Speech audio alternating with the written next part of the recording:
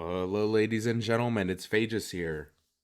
So, this is a video I've not been wanting to make for a while, but I really feel I need to speak my mind on this, specifically with how Gaijin has really treated the game over the past couple years.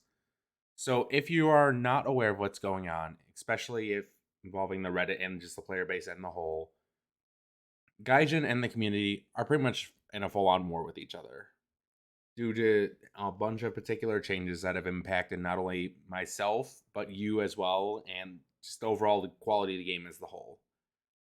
And because of this, Gaijin decided to revert the change, which involved reducing rewards by about 50%, if you didn't know, and ended up actually going through the process of creating this article right here in front of me: how progression and economy built into free to play games and War Thunder in particular. Now, I'm doing this all one take just because I want to get my mind out there. But I've been around with the game since 2014. I grew up on this game. If you didn't know, I'm only 23. I remember as a kid being excited when I got my first ace in the Panzer II-C when you could get 3 spawns with it back in the day.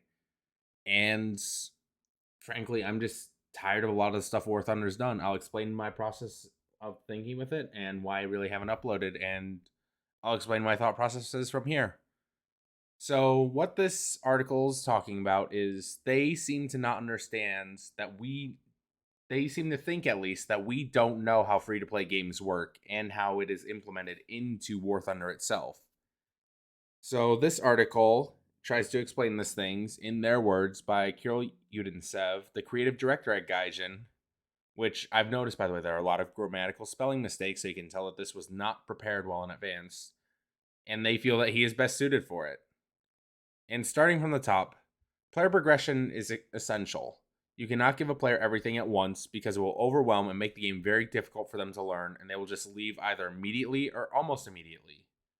This has been tested by us in many different ways. When applied to our game, later vehicles are almost always more difficult to learn and play tactically in their controls and capabilities. Progression provides the opportunity for gradual learning and engaging with the players. Without it, the game will lose players right from the start.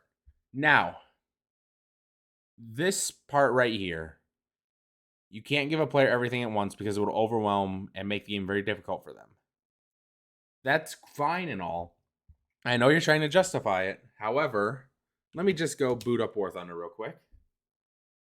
The problem that I have with this 100% is the fact that not only is that just straight up false, but it's actively encouraged by the game, because if you go to the game, then you're here, there's this button right here, the store. You are able to get access to any vehicle of the top tier by just paying money. And this is supposed to be a free to play game. So if you're trying not to confuse players, why the hell are you offering them the opportunity to go and just get access to any vehicle in the game like that?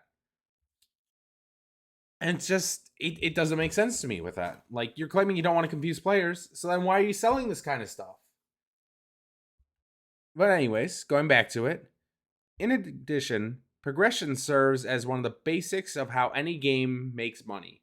This is fair if you look at World of Tanks, if you look at any sort of free-to-play game. Like, heck, even look at Clash of Clans, Clash Royale, anything like that. The way that they are able to make their money is specifically by encouraging you to buy stuff in the shop and just helping you along to make the grind go faster. But what they're claiming, the fundamental difference between pay games and free to play games, is that you don't have to pay, and most players don't pay. Which, I'll be honest, I don't quite know if that's true for that scenario.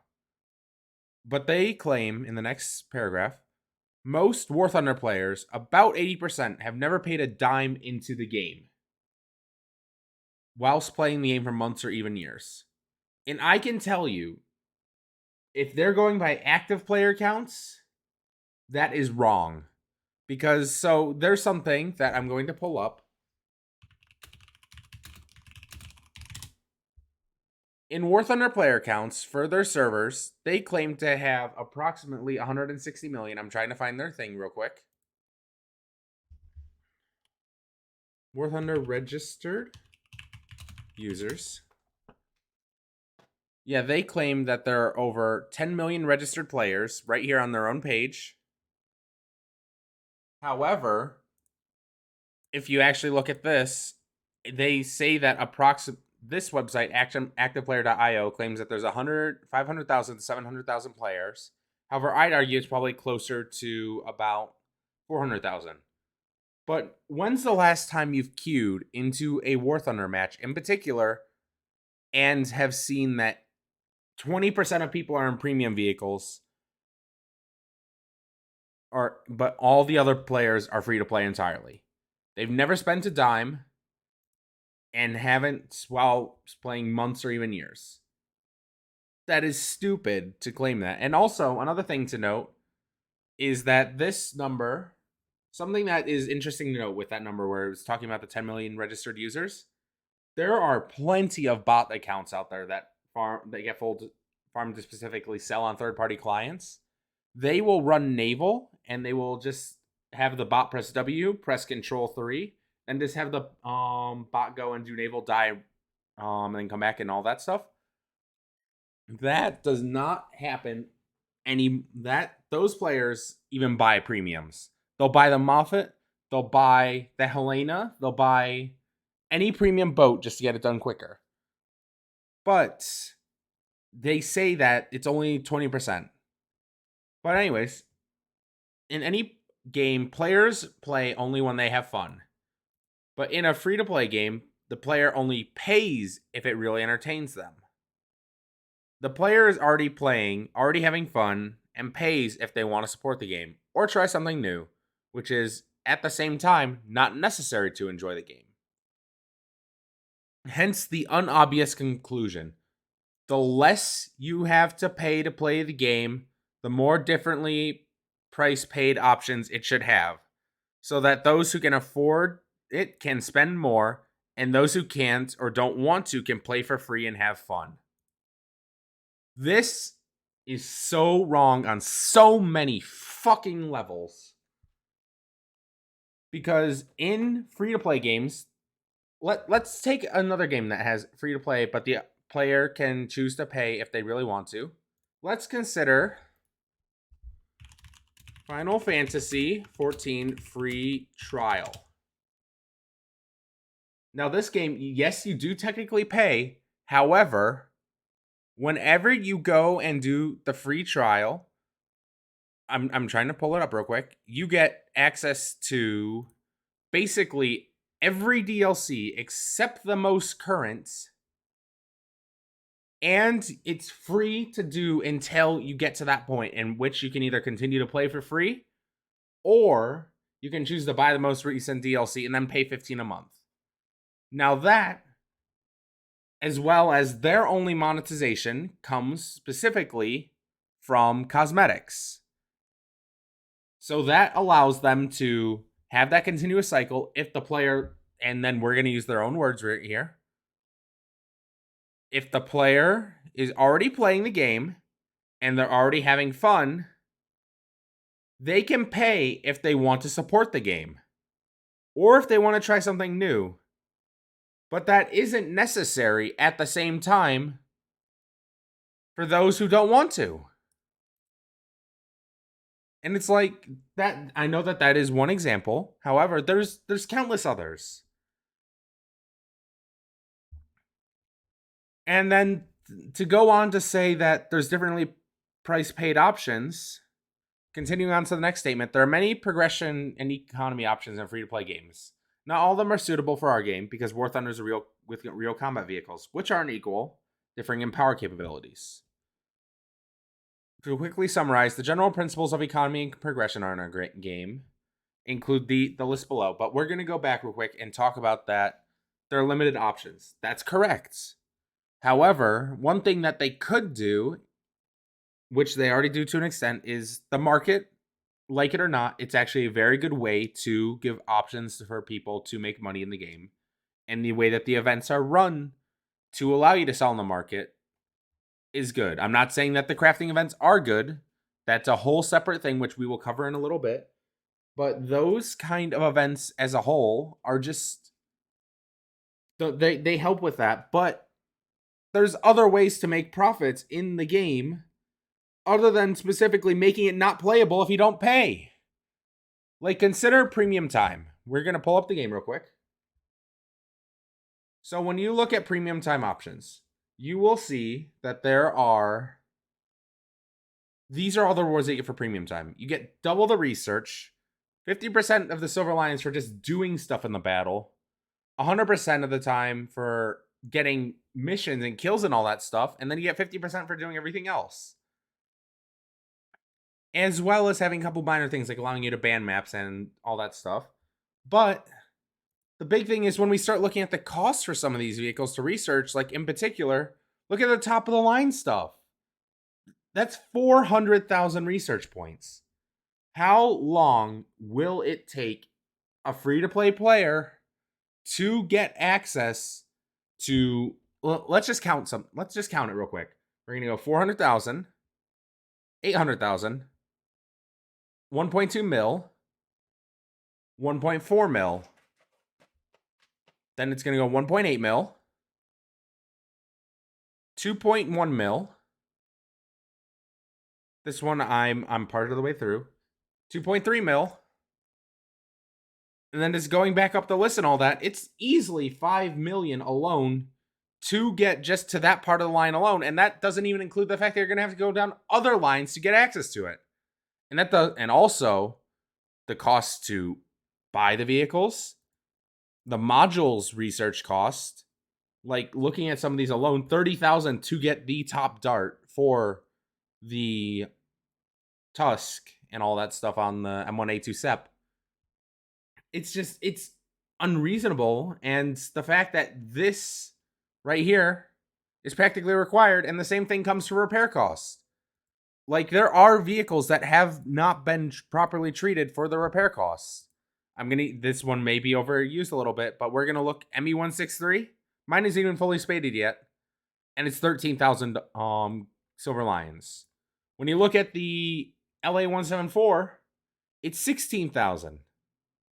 And just, it keeps on going up, whichever ones you look at for some of these. And some of them aren't even good. Like, for example, Shackleton, 10K. Lincoln, 16K. It really just, it doesn't make sense for how that kind of stuff works with it. But going back to this, vehicles, to the principles of economy and progression, vehicles should be unlocked gradually from simpler to older and more complex and later. That's fair. Like, if you want to do newer vehicles and more advanced vehicles, as long as it is implemented correctly, that's fine. The time it takes to get to the first top vehicle should be balanced. Now, if the average player earns that 500,000, that, let's just say an average player, we're going to pull up calculator here.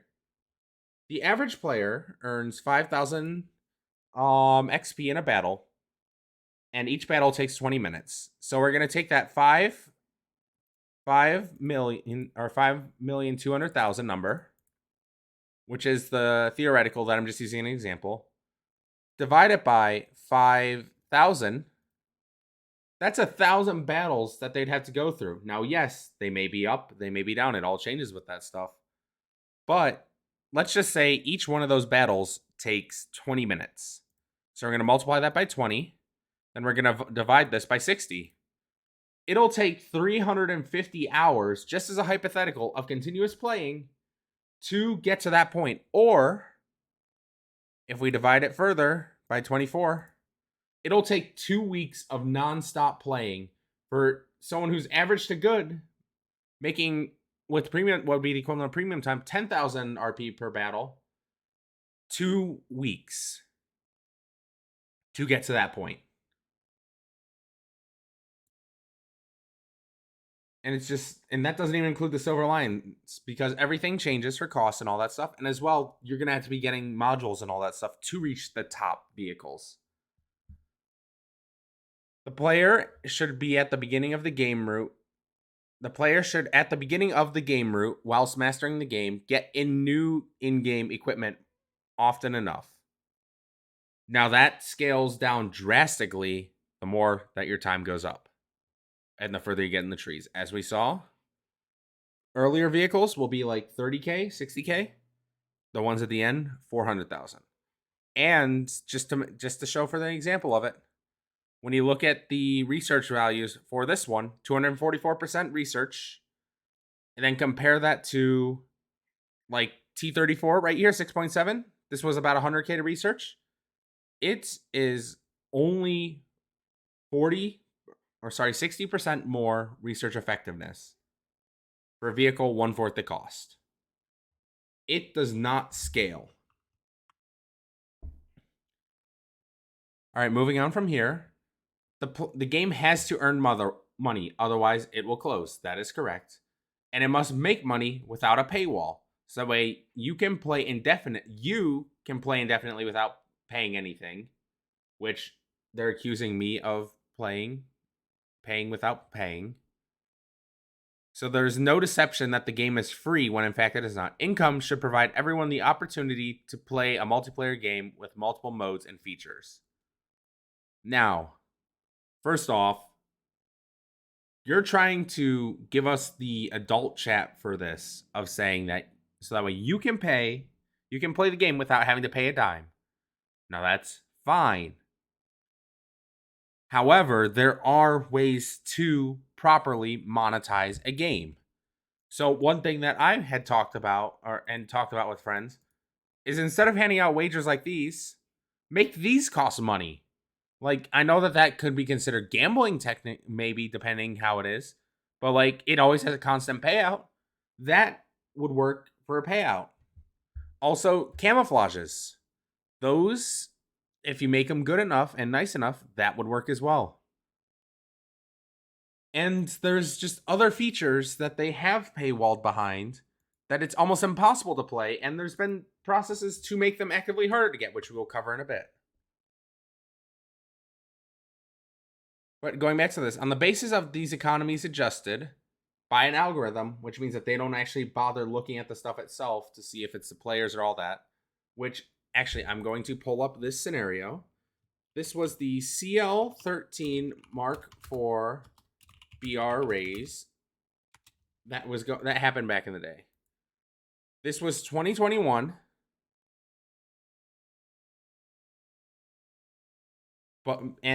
These 6 players, which one of them included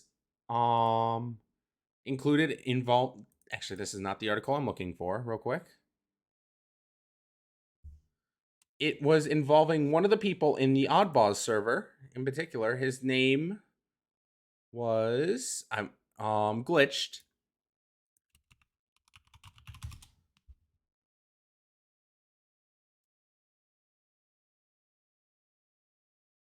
I'm just doing a page search. Nope, that is not coming up for that. But basically, these 6 or 7 players single-handedly worked together to raise the battle rating of the CL13A Mark 14 by getting it up to like a 70% win rate. It was insane the amount of effort. And they had this thing going up to 9.0 when it was literally a copy paste of another vehicle. So we have proof that they don't actually check to see what the vehicle changes are, and they only look at the statistics. And then they say once every couple of years we revise it globally with new vehicles, the time that it takes to get to vehicles. Now, the last time that this really majorly happened was about 2 years ago, if I remember correctly, where they reduced the research costs for a bunch of the Sabres, because the Sabres used to be about 200K, now they're only about 100. But another thing to consider is when you look at the War Thunder 1.43 ME163 research cost. All right, we're going to be going into the images.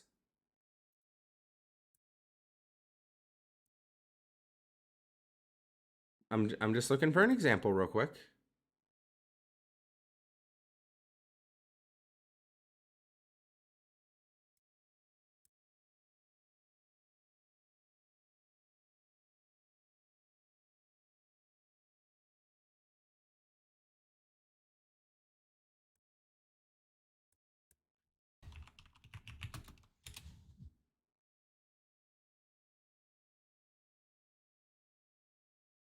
Let me add these.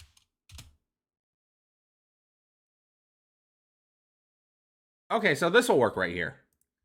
When we look at this image right here, you will see that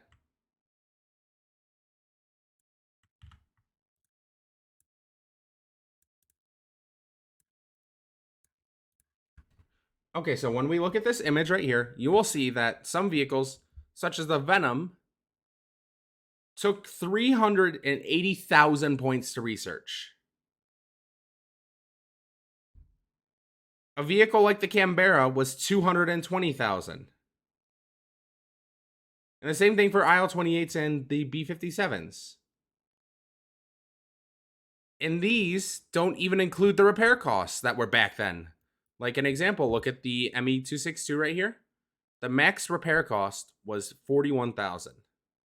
The Venoms was 12,000. And just like how we're back at the same point again.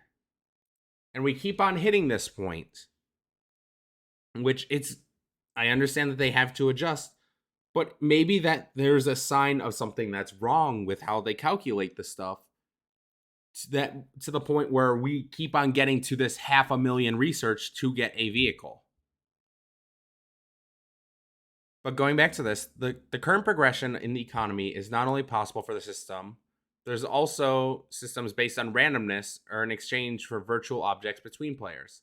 However, even considering the limitations of different platforms associated with these options, any such significant changes are unlikely to be well received. So they're saying is not the only option, but they're saying if we try to change anything, the players won't be happy and they won't receive it. After all, our community is formed of players who accept the current economy and progression in basic principles, or rather than they may even like them in general. I'll be honest, I don't know anybody who likes the system that we have currently in the game. I know no one who likes it. And also, let me just say the irony of using this image right here. They're saying that I know it's trying to be an example of AI doing all the calculations, but it's like, what the fuck? But we are no doubt open to other suggestions, and we have many others of our own, but we doubt a complete transformation of the progression into something completely new will be accepted by many players, no matter what outcome we'd like to do for ourselves. You don't listen to the players anyways. Like an example, look back to Jumbo to 6.3. That was one of the biggest incidents, other than this, that I can argue where this happened. There are several major impacts that have happened throughout the history. Free FBE in parts. There was the Jumbo to 6.3. There was Tiger to 5.3, if any of you guys remember that. And then there was the whole bunch of the initial matchmaking system back in 2014. And like every time we've seen that, you haven't cared to listen to the players. But now we're going to get into a part which is very funny to me in particular. They decide to go separately. A few words about review bombing as a method of communication. Separately, a few words about review bombing as a method of communication. As many of our players know, we've repeatedly reverted to both planned and already released large and small changes, including economy and progression, due to threads on Reddit, which many of the Western-speaking English communities communicate, and through threads on our forums and articles of site. We value the players and our game, not our updates and changes. If we know the majority of the community doesn't want an update, we cancel or revert it immediately. As I said before with the Jumbo, I don't know anybody who is happy that it went to 6.3. Maybe the occasional German player, maybe your spreadsheet said so, but I know no one who wanted that. Of course, a review on Steam is also a platform for expression. However, a majority of new players look at the score evaluation, and do not read the text of reviews and do not go into what they left. So review bombing does damage to the game that the new player simply won't try it, while raising the awareness of the problems you've noticed. If your goal is not to hurt the game, please use other, less destructive ways. For example, leave feedback on our forums and suggestions specifically about the economy we are inviting on the feedback form. Also, review bombing will not cause any modifying or nullifying in-game prices. If the game is shut down, no one wins. Now, this is something that's funny to me. If you didn't know, on the War Thunder forums, many of the moderators are employees of Gaijin, which makes sense. It should be a full-time job. However, they can delete and hide anything that they don't like. Which sometimes that's good because you need to hide stuff that hate speech, all that stuff like that.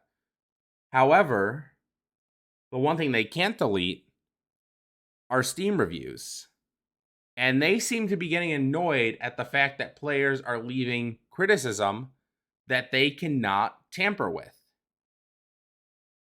And if anything, the fact that, if from what I last saw, it was about 20,000 people were motivated enough to go to the Steam page to actually fill out and type a review and click all the buttons for it, shows that you have gotten people worked up enough by being so accusatory, as well as so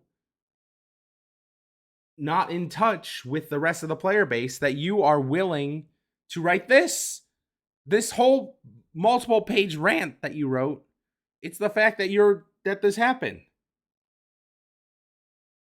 And then they go on to say radical revolutionary changes in the game have always been around and they're difficult to make. And they say if a topic receives a lot of support from the community, we'll try to support the players. But we've shown that we've tried to give support to stuff, and they don't do it. So when it comes to this, it's just the whole thing. You're saying we want to help you guys, but you're not wanting to let us help you. You're doing tactics that I, as a member of a union at my job separately, recognize as just attempting to stop protests. You're trying to guilt trip us into saying that we're in the wrong so that way that you can keep on doing what you're doing. And yet you keep on selling vehicles that have all these complex systems, but you say that you don't want to give players access to them at the start of the game because they'll just confuse them.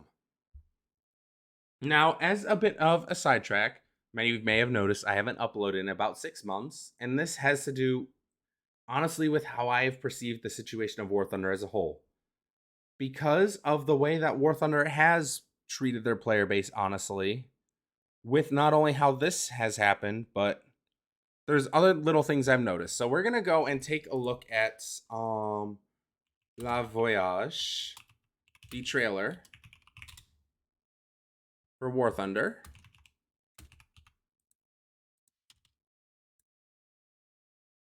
Hold on, I have to mute this real quick just so that they don't potentially copyright with it.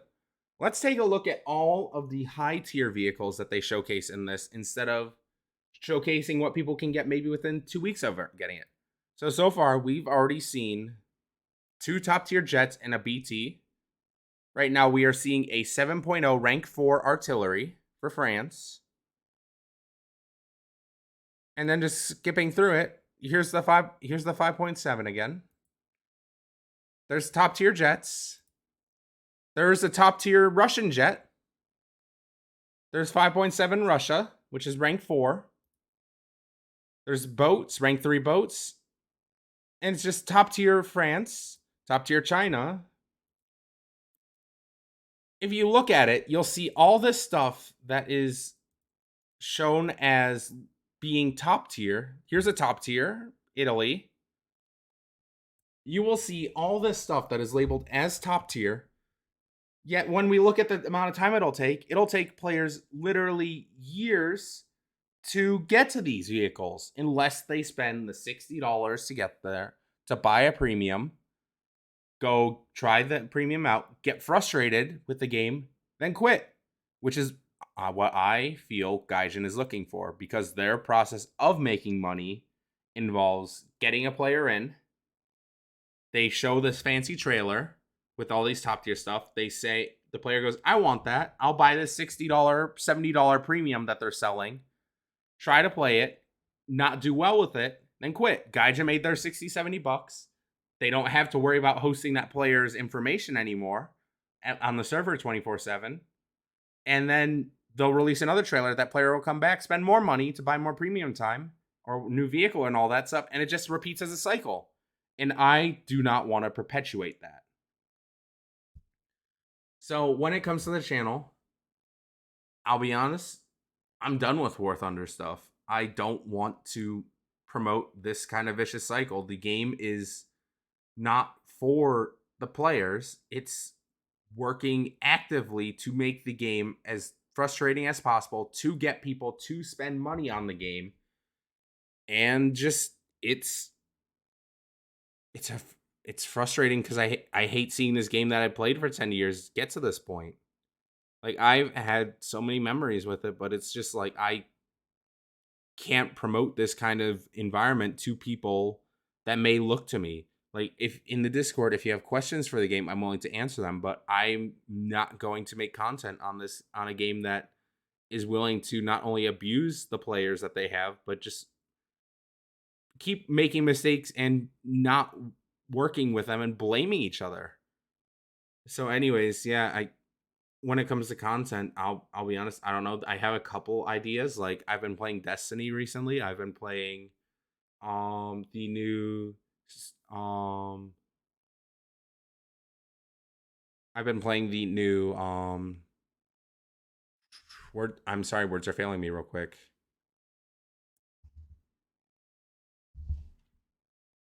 Starship Troopers game that came out.